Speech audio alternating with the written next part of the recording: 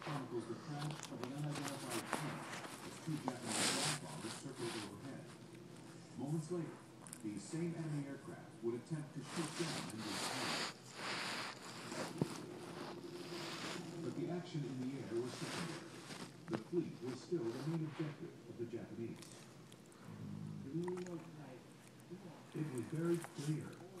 Not many clouds, and I could see the large ships.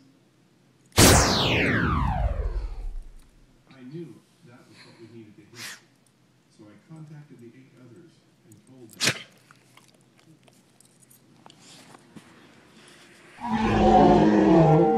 The USS Nevada managed to pull away from Battleship Row and head for open water.